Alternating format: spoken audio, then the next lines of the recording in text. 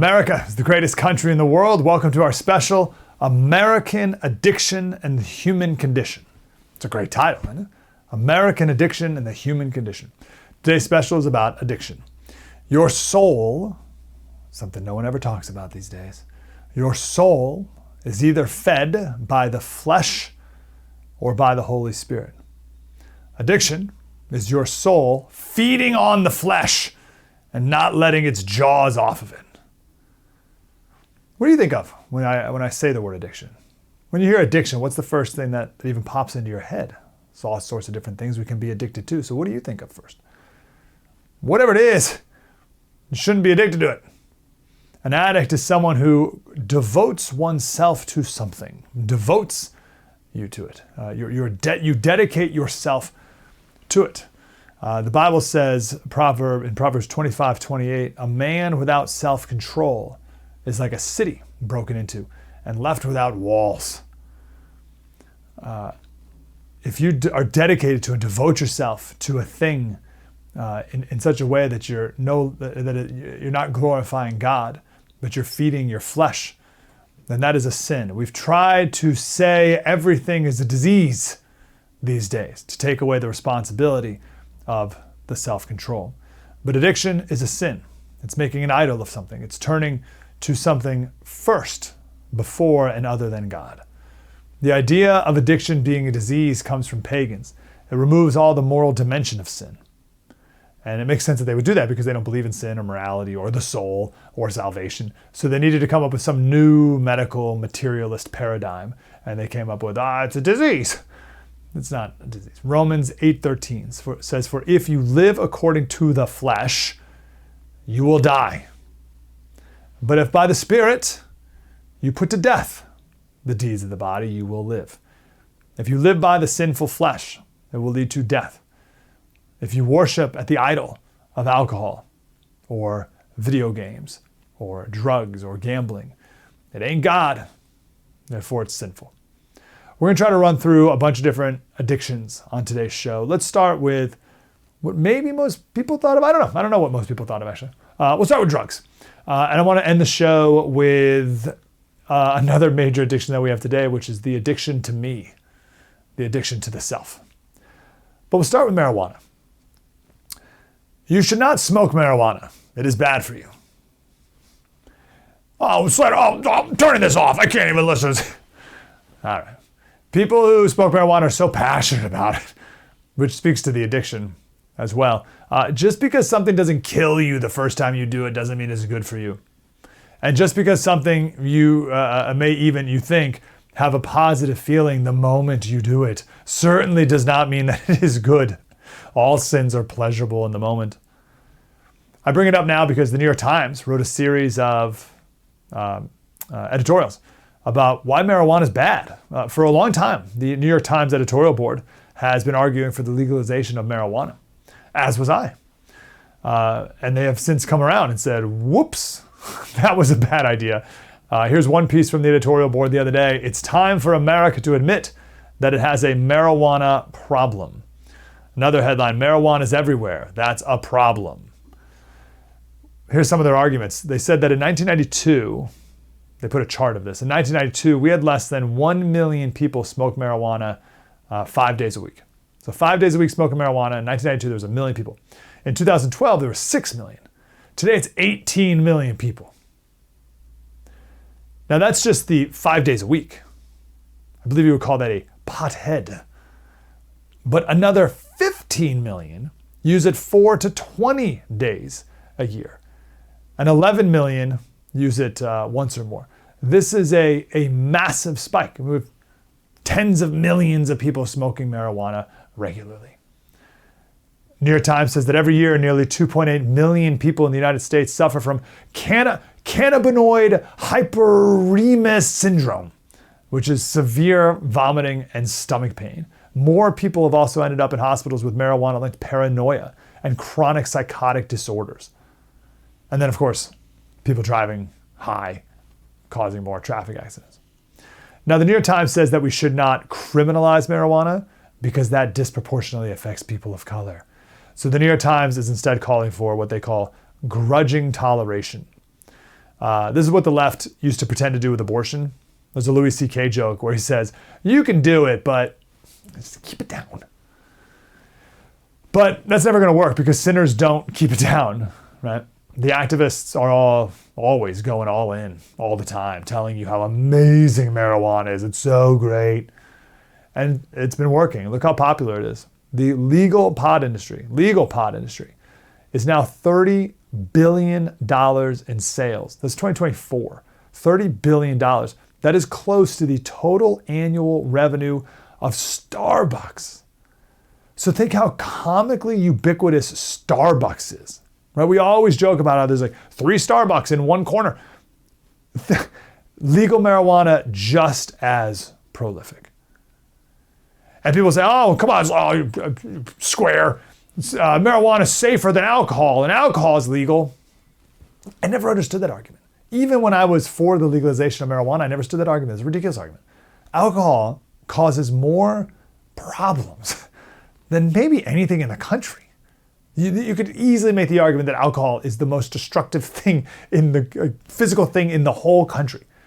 The health issues that it causes, the deaths and injuries from DUI, people killing people. It's somewhere between 30 and 50% of violent crime in America is committed by people who are drinking. Think about that, 30, maybe 50% of the violent crime in America is from drunk people, right? How could we decrease violent crime by 50% overnight? You could see why banning alcohol would be a thought that people would consider.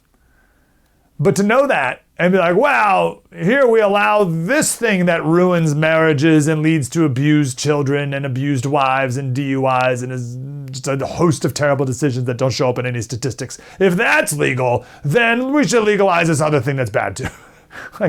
What? That's not right.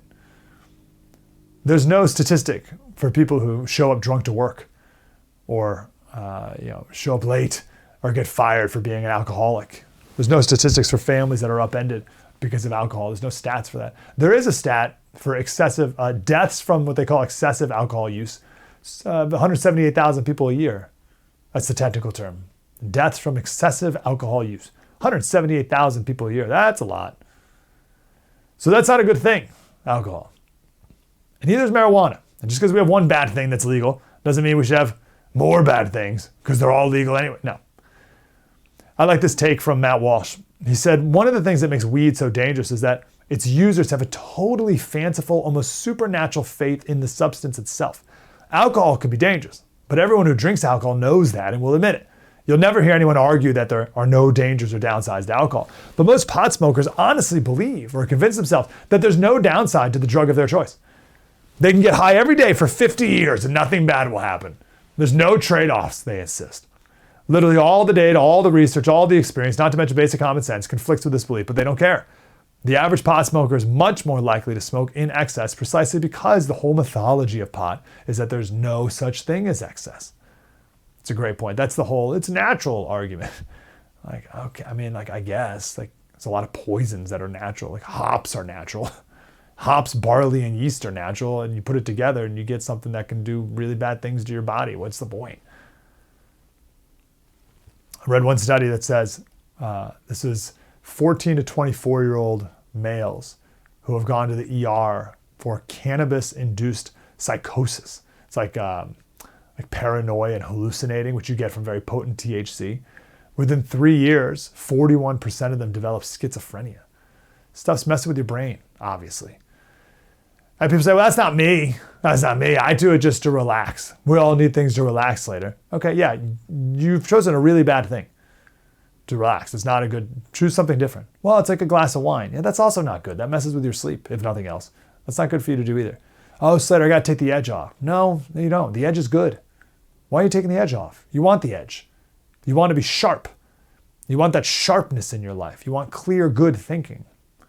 The edge is good. Why would you do something that makes you dull?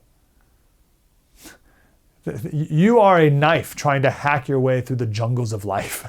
Don't dull yourself and make yourself weak. Addiction steals a part of your soul, kills your strength. Reject all addictions. If you do, you get your soul back. And then you'll be mad at the thing for stealing your soul in the first place. and all the years of your life it took. But the pro-marijuana people are so rabid online. They get very, very angry. And as I see it, the best argument they can make is, well, it's a free country and I'm an adult and I can do what I want. That's not good enough. We live in a society that draws lines on what best promotes human flourishing. And the pro-pot people lied about, well, it's going to help grandma with her glaucoma. That was the pitch.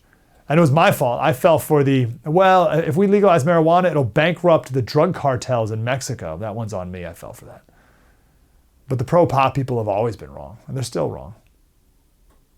The only good news here is that marijuana is not fully intertwined with American culture like alcohol is, so it can still be banned. The cat's not fully out of the bag.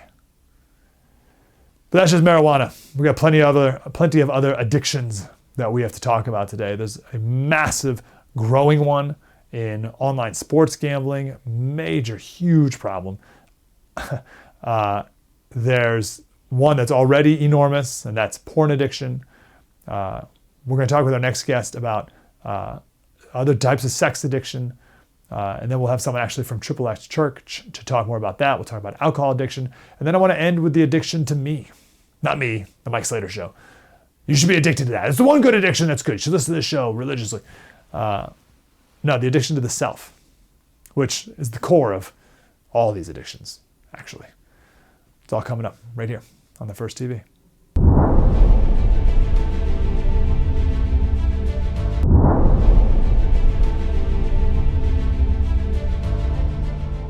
Welcome back to our special, America's Addiction and the Human Condition. And shout out to the producer for coming up with that. Producer Matt, well done. It's a great title. I also should have mentioned in the first segment here that we want to come up with some answers as well to help you, if you are addicted to something, to break these addictions. That's the other point of this special as well. But identifying is a good first step, and then wanting to not be addicted anymore, and then we can break through it. Let's go to Arch Kennedy here. He's the author of The Weather's Fine. He's a former meteorologist. The Weather's Fine, My Method for Navigating Life's Challenges. Arch, how are you, sir? I'm doing well. Good to see you again. Great to talk to you as well. Tell us about your battle with addiction. It has been a lifelong battle. It has been one with lots of ups and downs. You know, when I was in television news, starting in my 20s, I started really seeing issues with my alcoholism and my on-air performance. And at about 28 years old, I was doing work at CNN, and I'll never forget the head of CNN calling back to the meteorology department and telling me, "You look dead. You got to do something. Liven up." And I knew when I got that call that it was that my performance was suffering, and it was because of my drinking. And at that time, you know, I was young. You know, I could rebound very quickly from the nights of heavy drinking, but it was starting to take its toll, and it was starting to affect my performance, and I realized I needed to make a change. That at that point, I did get sober, but at that point in my life, I also did not have my faith. I was not grounded in scripture as I am today, and that sobriety, I call it a dry drunk. I lasted a good 9 years. My career took off about good 9 years of just moving up the ladder in television, news, and weather. And it was a dry drunk. And eventually that would lead to a relapse by the time I was 40 years old. What do you say to the people listening now who are addicted? Let's just do alcohol, but we can do any addiction too. And they're like, that's not me. That's not me. He couldn't handle it, but I can. My performance isn't waning. Well, I can tell you this. This is, you know, because alcoholism and addiction are, it's a very blurred area as far as how someone may exactly know if they are addicted.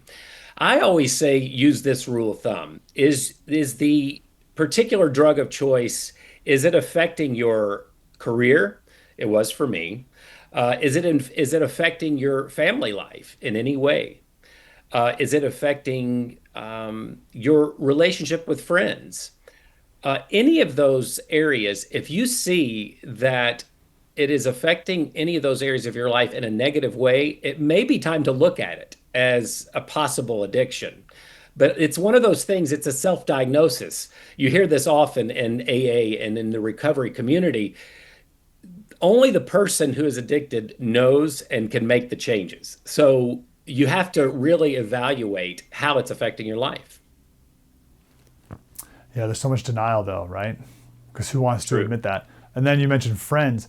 I mean, a lot of these addictions are tied into friendships and into Mhm. different life situations that you have to unwind as well. And that can be really scary and difficult to do, right? Very. I had to change, speaking of friends, I had to change my friends, my places that I frequented. I had to make a life change because I chose friends through my earlier years in addiction, in my 20s especially. I chose my friends by who could drink with me, who could use with me. Yeah. That is how I made my choices. And of course, that was the wrong choice. So it involved removing certain people from my life. And that's a hard thing to say. But when it comes to your life, and especially for me at this point in my faith journey, it matters more about my relationship with God. And if that means removing certain people from my life, that's the way it's got to be. How is being a Christian different? How has that changed your addictions differently? Or how is you're moving away from being addicted different from being a Christian versus when you tried to do it without being a Christian? Very good question. I was hoping you were going to get to that. I spoke of the being the dry drunk through my 30s. Eventually, without that strong ground, foundation in my faith, it led to a relapse. And unfortunately, it led to the darkest decade of my life. Through my 40s, I had just gotten out of television news and was searching for a new direction in my life. And that is the decade that was my darkest. I went into detox hospitals. I went into several emergency rooms. The alcoholism became its worst during that 10 years. I thought I could do it. Mm. When I picked it up again at 40 after having almost a decade of sobriety, I didn't have that foundation. And so the demons, they come in and they say, you can handle it. You can do it. Just handle how often you drink or how many, cut off how many you're having each night. Well, and within 6 months after I picked it back up, I went into my worst alcoholism ever. So recently, over the past 4 years, when I really found my faith in Jesus Christ, that's changed everything. I'm now in several years of sobriety, but it's grounded sobriety in Scripture, and that's what keeps me strong every day. Um, if as my faith grows, also I realize how important my relationship is with God, and I know that in active addiction, it puts a wall between me and the Lord, and it I cannot have a relationship with Him. So not only is it bad for me, but now I know something strong is something even more important. It's hampering my relationship with God, and I don't want that. I don't want that ever damaged like it was in the past ever again. I've heard people critical of the sobriety process because people will be like, oh, well, you're just replacing one addiction with another. And that could be true, right? You can have more positive addictions. Maybe you'd be like addicted to exercise or something, right? But getting addicted to God, your creator, that's a really good one if you had to pick one, Exactly. right? Exactly.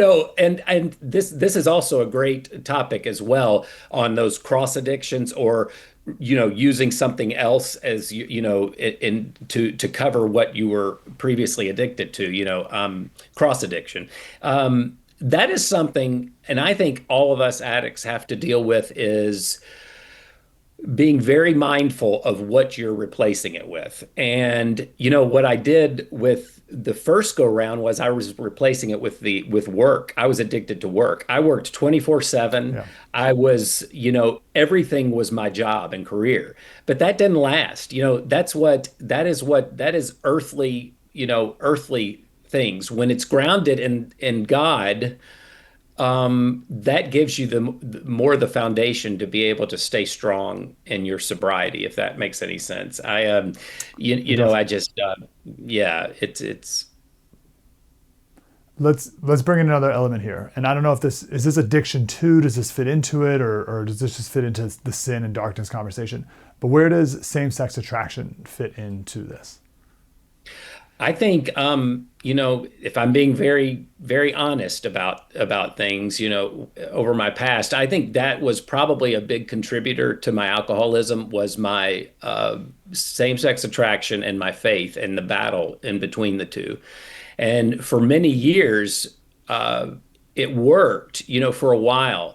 The alcohol numbed that turmoil inside, and it kind of masked it. It made it easier to accept what I knew I couldn't change about my attraction for the same sex.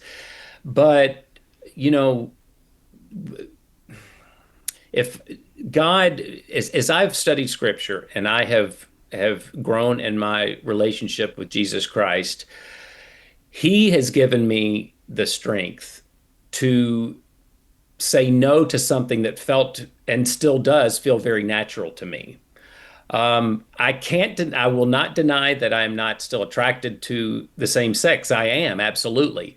But my relationship with God matters more. And I do not believe any human being in this world gets through this life unscathed. Everybody fights something. Everybody has a particular sin that is particular to them. You know, it may be pornography. It may be, you know,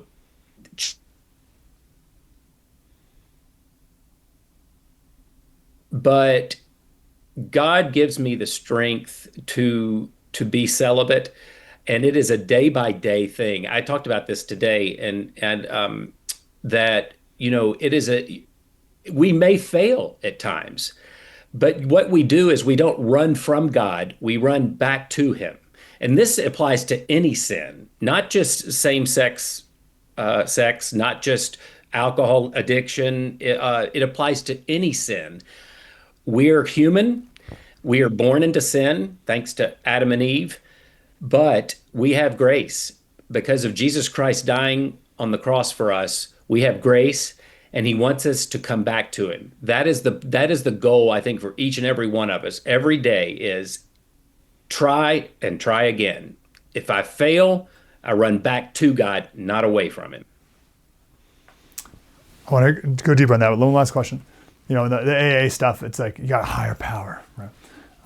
And I don't know, maybe that's like a cop out, right? I prefer like, no, the God of the Bible. Right. What specifically, and maybe what's your advice for people who are in an addiction or a life of sin? What is your Mhm. specific advice that you think is most helpful? So, with reference to AA, I think it's been great for many people. And one thing, you know, AA was started by Christian men, but they realized that to help people in addiction, they needed to be more broad. They needed to throw a wider net because if they just stuck to Christian principles, it might turn people off. But what I believe is organizations like AA, I think, can draw people to Jesus Christ. Yes, they can, they Yes. say sometimes if you need a doorknob to be your higher power, so be it. But I think it's actually led some people to Jesus Christ. For me, it worked for a while, but as my faith developed in Christ, I realized that it was actually, to tell you the truth, and I don't mean to really, you know, speak bad of the organization of AA, but it started to hamper my relationship with God because it wasn't centered on Hmm. Christ. That being said, everybody's on their journey, you know, and when it comes to, you know, addiction and faith, you know, I think that, you know, what I am to do as a person of faith is I'm supposed to evangelize. We are called, scripture calls us to try to bring Christ to other people. But that's it. That's where the line that's where it ends.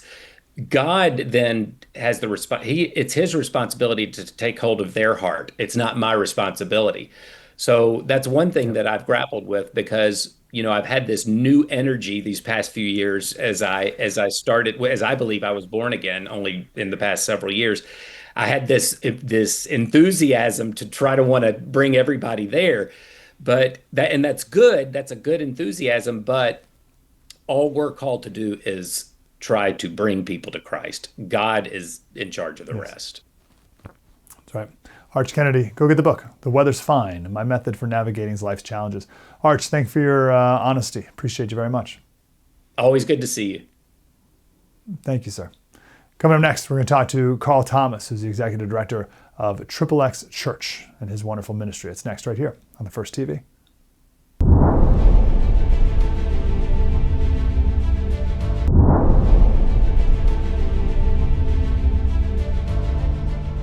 Welcome back to our special, American Addiction and the Human Condition.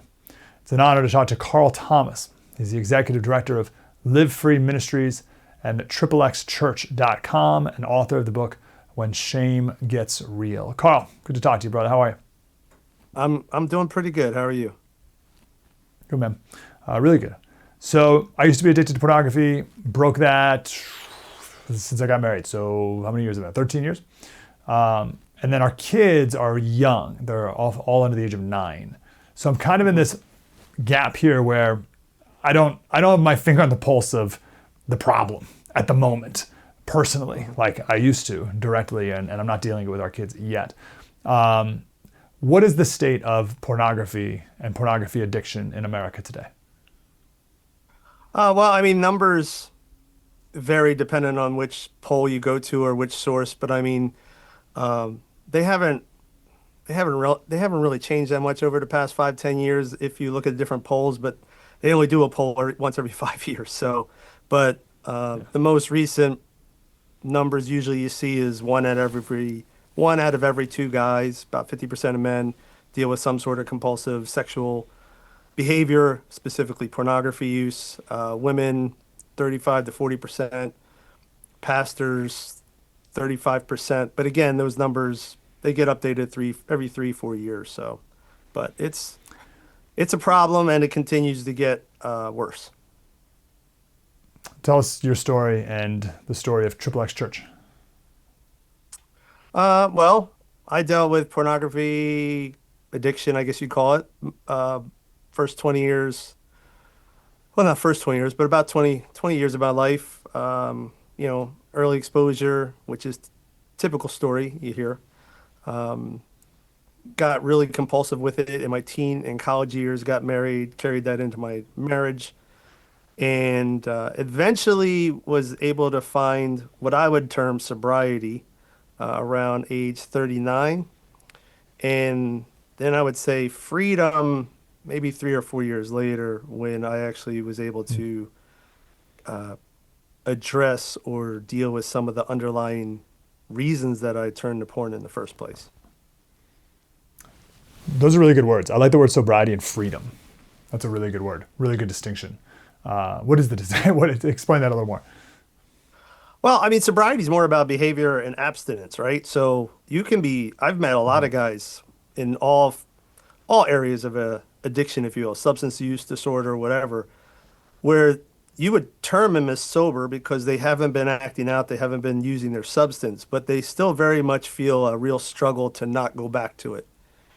Whereas for me, freedom would be more of, I don't feel the daily urge to go look at porn. I'm not saying that I don't recognize that there's still pleasure that can be gained out of it or some appeal that it offers, but I don't feel the need to go to it. I don't wake up every day and think to myself, man, I hope I don't look at porn today. I can watch a show with my wife, and if something comes on that's a little racy, shall we say, I'm not shutting my eyes, running out of the room because I'm afraid I'm going to get triggered. It's just, I deal with it however I would deal with it, just because it's appropriate, but not because I'm necessarily worried about falling into a relapse.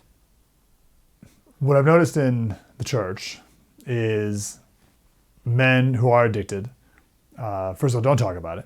And then if it does come up, and it's good, I appreciate people wanting to bring it up, but it's always couched in, I struggle with lust or something like that, as opposed to being specific about what's happening. Have you seen that? What's the problem with that? Or how should we be talking about this? Yeah. Oh, yeah. That's That's a problem, I'd say, even outside the church, but especially in the church, because there is that undeniable moral, if you will, element to pornography use or sexual compulsions, especially if you're in a committed relationship. So, yeah, it definitely becomes this thing where guys, I'd say the average guy, the average Christian guy, who's dealing with pornography in their world, they picture the ideal situation being that I never am tempted by a girl in a tight top again. I'm never triggered or even entertain the idea of looking at pornography again. I never stare at a girl in yoga pants again, right? And I think that's A, missing a point, and B, a little bit of an unrealistic expectation. What we really want in our life, or at least I believe, or we believe as a ministry, is we want agency, right? We want the ability to just see our options and choose the better option. It's not that that option goes away. It's just I don't have to go with that one, right? I often use food as an example. I walk in and there's a donut and then there's a protein bar. And I'm not going to say, hey, the donut doesn't look good, but I also know that I'm 55, going on 55, and I don't need all those extra calories. So I'll go with the protein bar. So that's really what we need to be aiming for is agency, the ability to critically think through our decisions, and not just remove Right. all options. I think that's unrealistic. I like that. Talk to me about shame. What is shame? Why is this embarrassing for people to talk about? Well, I mean, shame is something that's pervasive in all sorts of areas, right? Any sort of mental health disorder can induce some sort of shame, any substance use disorder. But I'd say with sex and porn, it's especially problematic because again, there is that moralistic element to it or that moral element to it, and it's also kind of late to the party, if you will, right? We've been talking about substance abuse for years. Sexual, quote unquote, sexual addiction isn't even something that's really recognized in the DSM yet. So it's still relatively new in terms of being understood as a problem or a disorder. And so therefore, there's that perception that if I deal with this, I'm kind of a creep, I'm icky or whatever, I'm a pervert.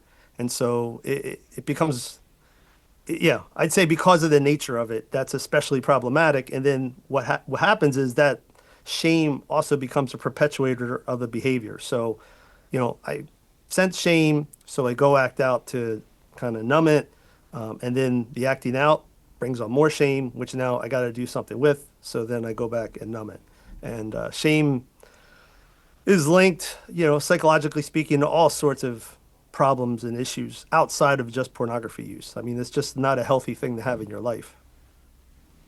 Yeah. All right. So what's your advice? XXXchurches.com. XXXchurch.com. What's their big advice on how to break this and get to freedom?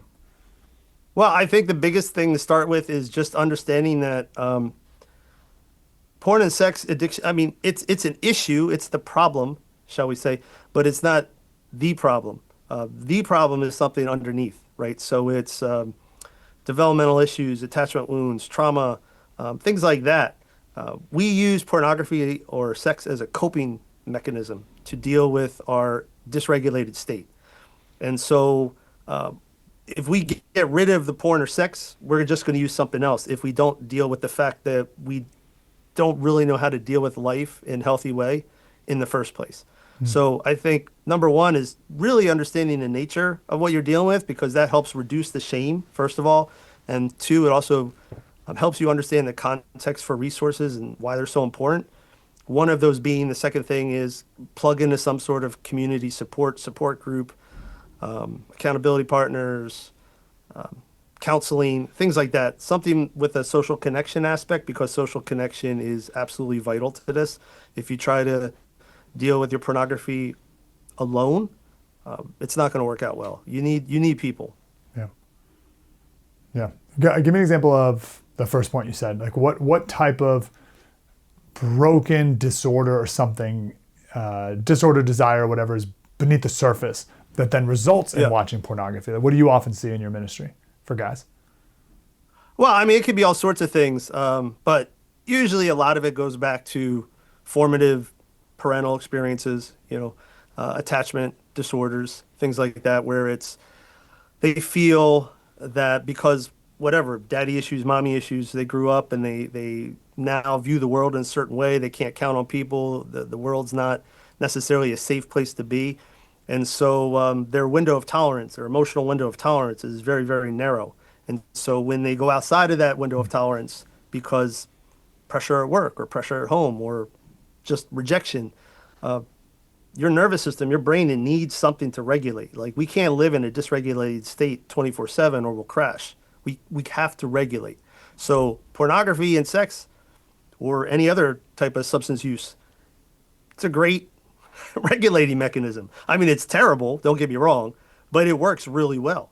So, if I don't know how to deal with my emotions in a healthy way, if I don't know how to deal with stress in a healthy way, if I don't know how to deal with my rejection issues or my self-worth issues in a healthy way, I'm going to probably go with an unhealthy way to kind of get through my day, So it's really a dysregulation, regulation matter.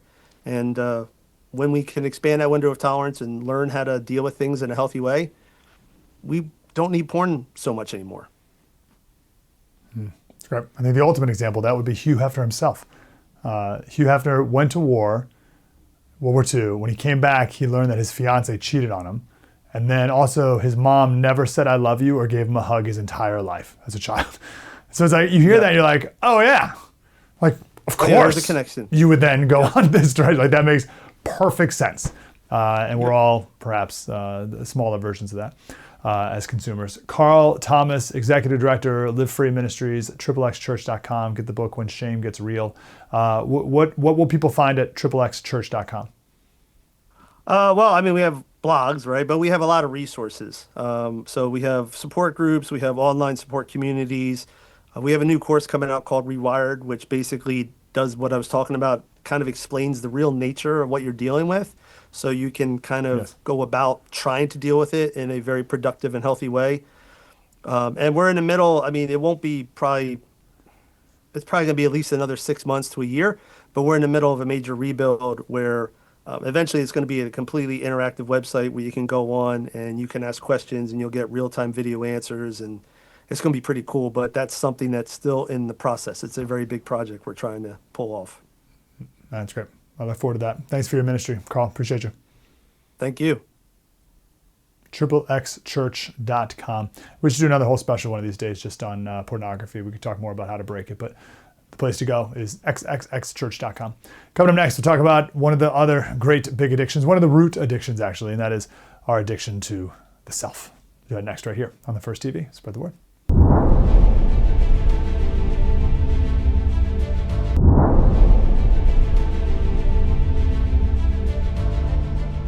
Welcome back to our special. Our final segment here on addiction is the addiction we have to ourselves, and it's making us mental. We're turning into a bunch of basket cases because all we do is think about ourselves. I love this insight from a fellow on Twitter. He said, studies have shown that if you take teenagers with the usual teenage problems and ask them to deeply reflect on those problems in a therapeutic setting, that the problems grow in importance and weight. That therapy makes the teen more anxious, more depressed. The type of self-focus obliterates scale, and the problems grow exponentially. It's just me. Worse still, the usual problems don't have solutions. Not really. They're all solved by growing up, which is of no use to a teenager who's hyper-fixating. I think that's very insightful. The modern world, however, tells kids, and all of us, to get more into yourself. When in reality, you gotta get out of yourself. You gotta get out. Literally outside, like go see the horizon. There's science about that too. Go be in nature, see the horizon. But also, because that brings you back to scale, where you're not the center of the universe anymore. But you gotta go serve other people. And of course, our modern world tells people to do the opposite. Right? The world says you need more self-reflection. No, you don't. You need to go do something productive. And the modern world says nothing is your fault. It's always someone else's fault too, right? But let me go here. I saw this really interesting video. Freya India is her name. She has a book called Girls. She's 26, so she's younger and she's wise. And she's looking at the younger generations, particularly with girls, who have medicalized everything. They've medicalized everything about their personality. And her thesis is that in a therapeutic culture, every personality trait becomes a problem to be solved. Here she is. I think it gives the comfort religion gives and the consolation of you see young women on TikTok saying things like they won't pray to God, but they'll give a request to the universe and have faith in that. Yeah. And so I think it gives all the comfort of religion, but it takes away the inconvenient parts. So any actual demands on you or kind of restrictions on your freedom or anything like that. Being held to standards of behavior, Yeah. etc. So it has what women are craving in modern life, I think, which is belonging and security in something and faith in something, but it's a much easier version of religion. Slippery religion. Yeah. How many of these girls are in therapy, do you think? A lot. There was a study recently showing 32% of all 12 to 17-year-olds in America have either had therapy, been on medication, or had some kind of treatment in 2023. Over a single year, one third. Which is insane. And I was talking to someone about that statistic, and they were like, "Oh, that's great, that's amazing." And I was thinking, that's a bleak statistic. So yeah, I think there's the girls that are in therapy, which is a lot, but then there's also the girls who are just like living in therapy culture. So it's just they scroll through Instagram and it's all about attachment styles, trauma. They go on TikTok and it's like a trauma-informed therapist telling them like red flags they should watch out for and stuff. It's just like there's the actual therapy, which I'm sure there's useful therapists, but there's also just this culture, which is just the world that they're swimming in. And my addition to this, my thesis is that it's just telling girls in particular, but all of us, to just be more about you. Think about you always, constantly, all the time. Stew in your heart and your brain constantly about you. She makes the point that some people will say young people make their disorders their whole personality. And she says it's worse than that. They're being taught that their normal personality is a disorder. She says, according to a survey from 2 years ago, 72% of Gen Z girls say that mental health challenges are an important part of my identity. Right? Their identity is everything about them, but all their normal personality traits have now been pathologized into some sort of disorder. Because that gives people an excuse to think more about me. Because that's our human nature to want to do that. That's our selfish, narcissistic human nature. And now we have an excuse to do that because it's to benefit my mental health. But all personalities are now disorders, right? There's no generous people anymore, only people pleasers. There's no one who wears their heart on their sleeve. It's the anxiously attached or codependent. There's no longer hard workers, only the traumatized, the insecure overachievers, the neurotically ambitious. We classify people, she says, without their consent. So our clumsy moms, it's like, oh, well, she just had undiagnosed ADHD. Or our quiet dads, oh yeah, he was autistic. Right? Our stoic grandfathers, well, they were emotionally stunted. We even look to dead people to diagnose. There's a website called embraceautism.com that has autistic people in history from like hundreds of years ago. They can't speak for themselves. Like, what do you mean? You can just diagnose them? They've been dead for hundreds of years. See the problem with this? We're not people with souls. We're broken things that need a medical diagnosis and a pill. There's no experiences life, only clues about what went wrong in our childhood to explain our mental illnesses. There's no more personalities. You're not human anymore. You're some diagnosis. And her conclusion is that we keep being told the bravest thing to do is to do the work. And she says, no, it takes courage not to explain everything, to release control, to resist the impulse to turn inward, and the wisdom to accept that we will never understand ourselves through anything other than how we act, how we live, and how we treat other people. We're thinking about ourselves enough. We don't need more awareness or answers. Just go be a human. Go be a person living a life.